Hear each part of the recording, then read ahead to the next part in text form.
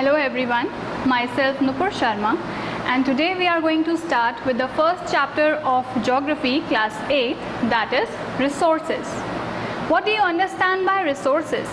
The term resources means the things which we use, which we bring into use, the utility, the things which satisfy our needs.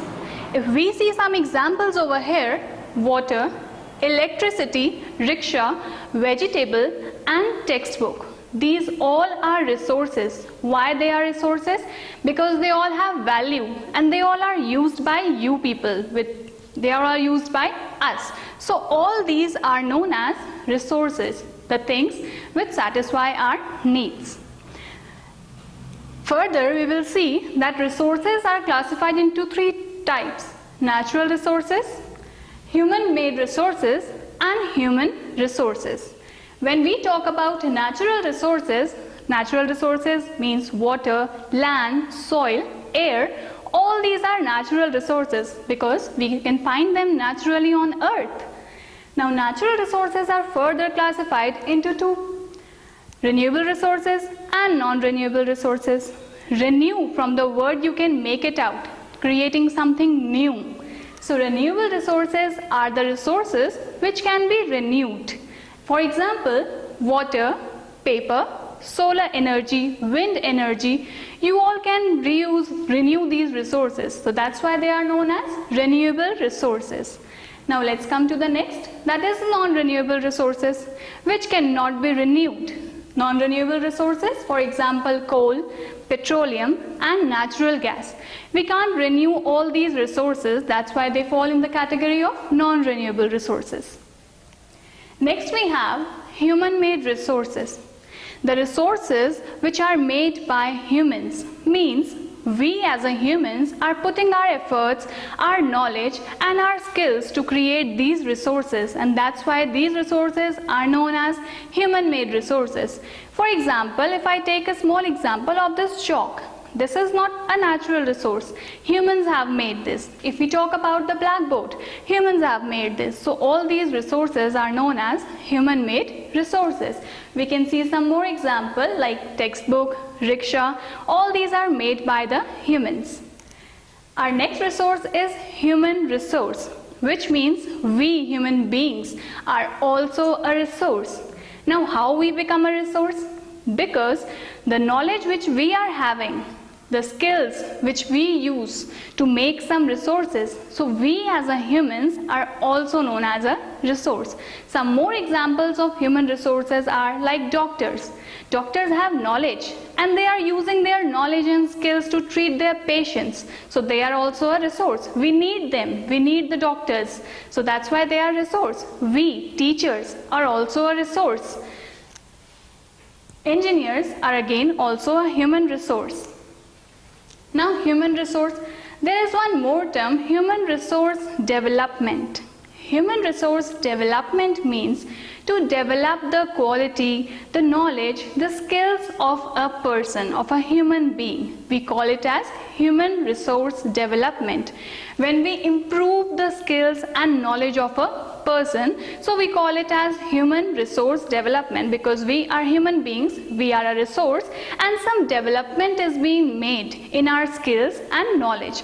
That's why we call that human resource development. Now further moving to the next term, that is value. The term value means worth. When something has a worth means when something can be used which have some value. Value also brings to our knowledge economic value. Now when we read about these resources, we also need to know what does economic value means. What does a value means and what does economic value means. Only if I talk about value, so natural resources have its own value, human-made resources have its own value. But when we talk about economic value of a thing is generated only when we pay something for it. When we give the value in money, then only the resource becomes economically valuable. And the resources becomes economically valuable with time and technology both. For example, we have seen tulsi plant in our home. Mostly many of us have tulsi at our home. So it is available, it is a plant, it is a natural resource, but it is not economically valuable.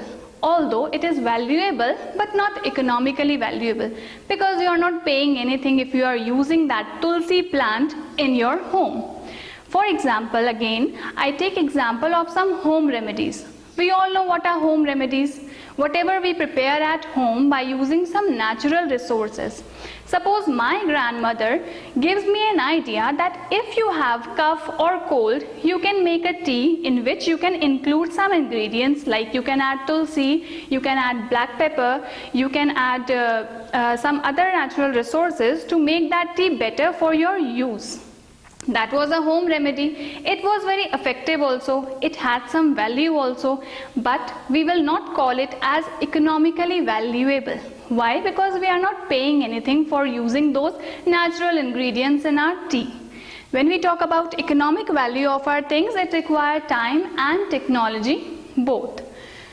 Like metals, if we see as an example, metals have economic value because we pay for all those metals. And suppose there is a beautiful landscape, a beautiful scenery which you see passing through the road. So that will not have any economic value.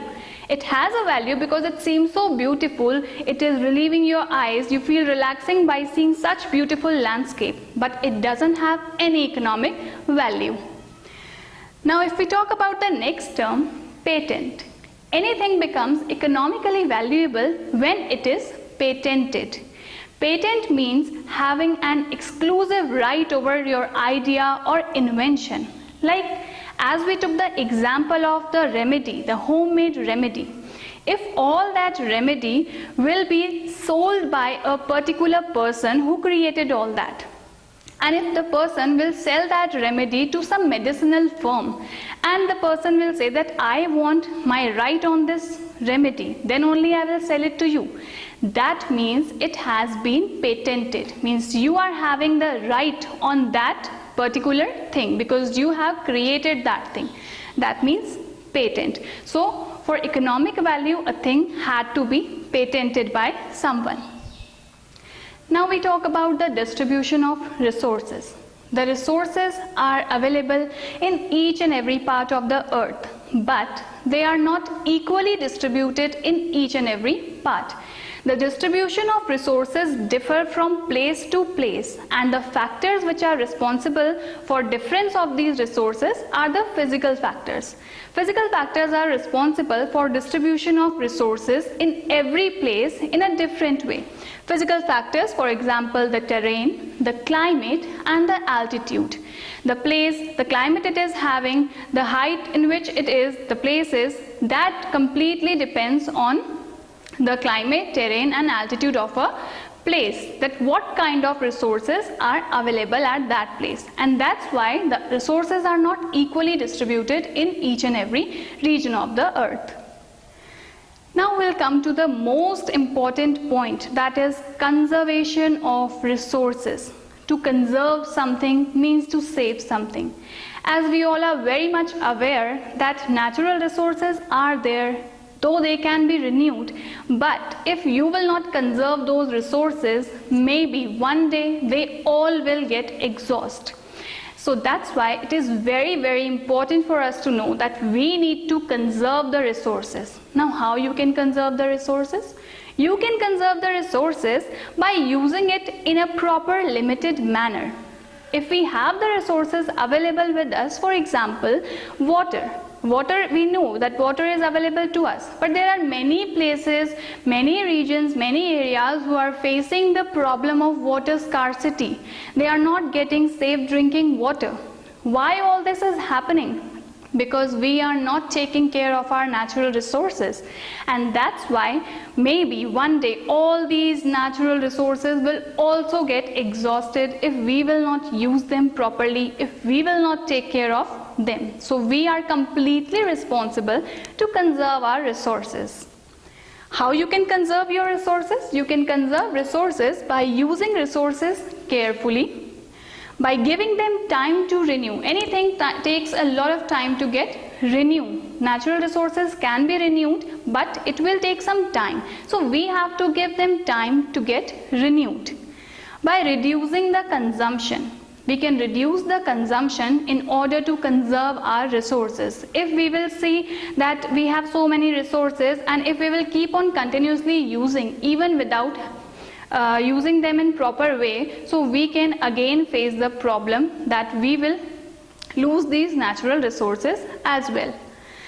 Let's talk about sustainable development. Sustainable development means it also relates to the conservation of resources only. Sustainable development means balancing the need to use resources and conserving them for future. If you will use the natural resources in a proper way, you will use them carefully, then only you can save those resources for your future generation, for future.